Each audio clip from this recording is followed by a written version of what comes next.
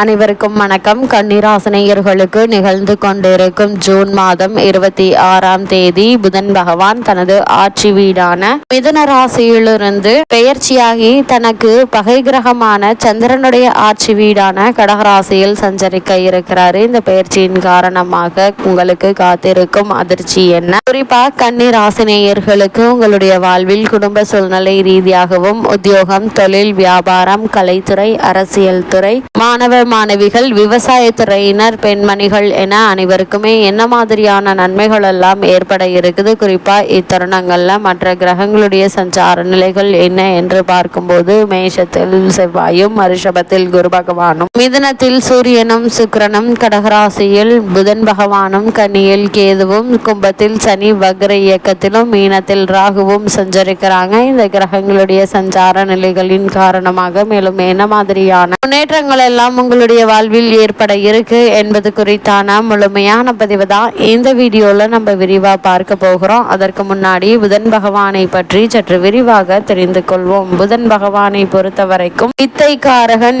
மற்றும் வித்யாக்காரகன் என்று சொல்வார்கள். இவ்வளவு மேன்மை கொண்ட புதன் பகவான் பொன் கிடைத்தாலும் புதன் கிடைக்காது என்று சொல்லக்கூடிய அளவிற்கு, அதாவது இந்த இடத்தில் பொன் என்பது செல்வத்திற்கு அதிபதியான குருவை குறிக்கும். ஜாதகத்தில் குருவினுடைய பலம் இருப்பதை விட புதனுடைய பலமாக இருக்க வேண்டும் என்பதையே சூட்சமமாக குறிப்பிடுகிறது. கல்வி, கலை, வித்தைகளுக்கு அதிபதி புதன் கிரகம். எந்த ஒரு விஷயத்தையும் கண்ணால் பார்த்தவுடன் அதை கையால் செய்வதற்கு முன் அனுகிரகம் வேண்டும். கற்றவர்களுக்கு சென்ற இடமெல்லாம் சிறப்பு. நன்கு படித்தவர்கள் கை நிறைய சம்பளம் வாங்குவதை கண்கூடாக பார்க்கிறோம். நம் வாழ்வுக்கு அடிப்படையான கல்வி செல்வத்தை வழங்குபவர் புதன். அது மட்டுமில்லாமல் புதன் ஒரு விசித்திரமான கிரகம். செவ்வாயை போலவே புதனும் இரு அதிபத்திய கிரகமாகும். ஜோதிட ஆச்சரியமான மிதுனத்தில் ஆட்சி பெறும் புதன் ஆட்சி வீடான கன்னியில் உச்சம் பெறுகிறாரு, நீச்சம் அடைகிறாரு. அறிவு, ஞானம் இரண்டிற்கும் இவரே அதிபதியாகி படிப்பறிவு,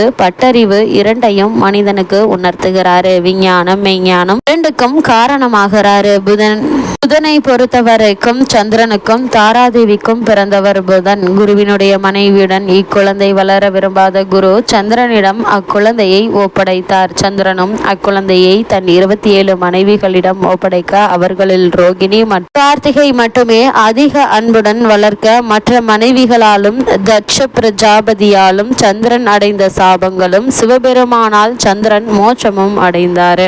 ரோகிணி, கார்த்திகை இருவரும் புதனை அன்புடன் வளர்க்க ரோகிணியிடம் மட்டுமே புதன் அதிக அன்பு கொண்டார். காலங்கள் கடந்தோடின. குழந்தையாக இருந்த புதன் வளர்ந்து வாலிபர் ஆனார். வாலிப பருவத்தை அடைந்த புதன் தன் பிறப்பை பற்றி அறிந்ததும் தந்தையை வெறுத்தார். தந்தையினால் இதுவரை அனுபவித்த ஆதரவை வெறுத்து இருப்பிடத்தை விட்டு வெளியேறி ஆசிரம வாழ்க்கையை வாழ முடிவெடுத்தார். இமயமலை சாரலில் உள்ள வனத்தை அடைந்து அங்கு தனக்கென்று ஒரு ஆசிரமத்தை அமைத்தார். குருவில்லாமல் பல கலைகளை கற்று தேர்ச்சி பெற்ற முடிவெடுத்தார். காரணம், தன் பிறப்பில் தந்தையான சந்திரன் மற்றும் குருவினுடைய மனைவி தாராதேவி செய்த தவறினால் குருவினை வெறுத்தார். குரு இல்லாமல் சில கலைகளை கற்க புதன் பல கலைகளை கற்க முடியாமல் தவித்தார். பல கலைகளை குருவினுடைய உதவி இல்லாமல் கற்க வேண்டுமாயின் இறைவனுடைய அருள் வேண்டும் என எண்ணிய புதன் நாராயணனை நோக்கி தவம் இருந்தார். பல இன்னல்களை கடந்தும் தவம் புரிந்த புதனுடைய தவத்தை கண்ட நாராயணன் அவர் முன் தோன்றி அவருக்கு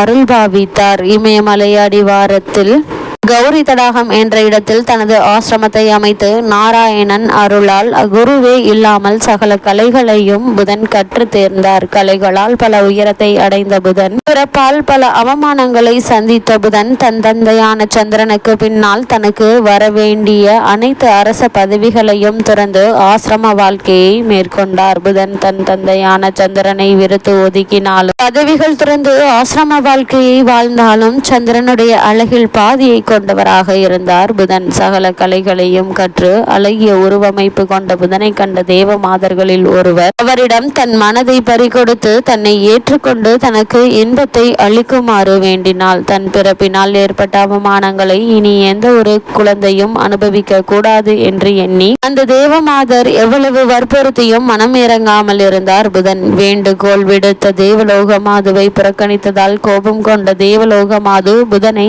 அடியாக இனி அழியாக போகும்படி சாபமிட்டாள். எந்த தவறும் செய்யாத எனக்கு தவறு நடந்துவிடக்கூடாது என எண்ணி தனியாக ஆசிரமம் அமைத்து வாழ்ந்து வந்த எனக்கு ஏன் இவ்வளவு பெரிய தண்டனை என எண்ணி வருந்திய புதன் நாராயணனை சந்தித்து முறையிட எண்ணினார். நாராயணனை கண்ட புதன் நடந்த அனைத்து விஷயங்களையும் கூறினார். தேவமாதர் விட்ட சாபத்தில் இருந்து நிவர்த்தியாகும் பரிகாரத்தை கேட்டார் புதன். நாராயணன் நடந்த அனைத்தையும் அறிந்த பின் புதனுக்கு உதவினால் எந்த சிறப்பும் பெருமையும் இருக்காது என எண்ணிய நாராயணன் புதனை சிவனிடம் சரணடைய சொன்னார். ஏனெனில் புதன் நாராயணனுடைய அம்சம் ஆவார். தன் அம்சத்திற்கு தானே உதவுவது சிறப்பல்ல என எண்ணினார். நாராயணன் கூறிய அறிவுரையின்படி சிவபெருமானை காண விரைந்தார். சிவபெருமானை கண்டதும் வணங்கி தனக்கு ஏற்பட்ட நிலையினை கூறி தனக்கு விமோச்சனம் அளிக்குமாறு பணிவுடன் கேட்டார். சிவபெருமானும் புதன் விஷ்ணுவினுடைய அம்சம் என்பதையும் புதனின் பிறப்பின் அவசியத்தையும் உணர்ந்து அவருக்கு சாப விமோச்சனம் வழங்கினார். இவ்வளவு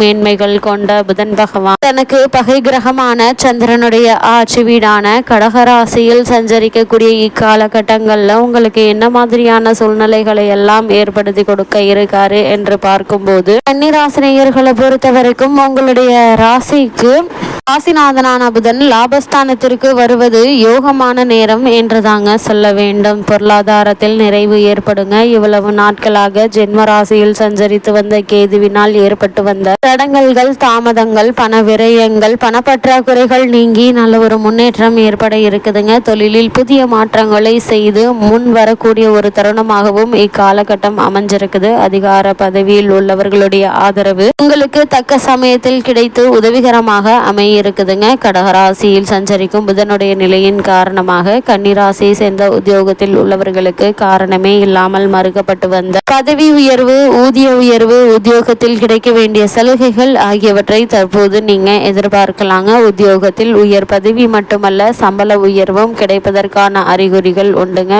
கொடுத்த கடன் வசூலாகும் என்பதையும் கிரகநிலைகள் உங்களுக்கு அறிவுறுத்தது. கன்னிராசினியர்கள் பொது வாழ்வில் உள்ளவர்களுக்கு என்ன மாதிரியான சூழ்நிலைகளை நீங்கள் சந்திக்க நேரிடும் என்று பார்க்கும்போது முன்னேற்ற பாதையில் அடியெடுத்து வைக்கும் நேரமா இதாமே இருக்குதுங்க. அது மட்டும் இல்லாம வியாபாரம் மற்றும் தொழில் செய்பவர்களுக்கு புதிய ஒப்பந்தங்கள் மூலம் லாபம் காண்பீங்க. உத்தியோகத்தில் உள்ளவர்களுக்கு தடைப்பட்ட பதவி உயர்வு தானாக வந்து சேருங்க. கலைஞர்களுக்கு நல்ல சந்தர்ப்பங்கள் வரலாங்க. கன்னிராசி சேர்ந்த மாணவ மாணவிகளுக்கு ஆசிரியர்களுடைய ஆதரவு திருப்தி தருங்க. பெண்களுக்கு தங்களுடைய பெயர்கள்ல சொத்துக்கள் வாங்கும் யோகம் உண்டு. வருமானம் உயரக்கூடிய ஒரு காலகட்டமாகவும் காலகட்டம் அமைஞ்சிருக்குது என்பதை கிரகநிலைகள் உறுதியளிக்குது. அதே போல கன்னிராசினியர்களுக்கு வெளிநாடு சென்று பணியாற்ற வேண்டும் என்ற விருப்பம் இருந்துச்சுன்னா அதற்கான முயற்சிகளை தற்போது நீங்கள் தாராளமாக மேற்கொள்ளலாங்க. நல்ல ஒரு முன்னேற்றம் ஏற்படுவதற்கான சாத்தியக்கூறுகள் அதிகம் இருக்குது. கன்னிராசினியர்களுக்கு கிரகநிலைகளின் ரீதியாக கூறப்படும் பரிகாரம் என்ன என்று பார்க்கும்போது வீட்டிற்கு அருகில் உள்ள பெருமாள் ஆலயத்திற்கு சென்று வழிபட்டு வாங்க. எண்ணற்ற நன்மைகள் உங்களுடைய வாழ்வில் ஏற்படும்.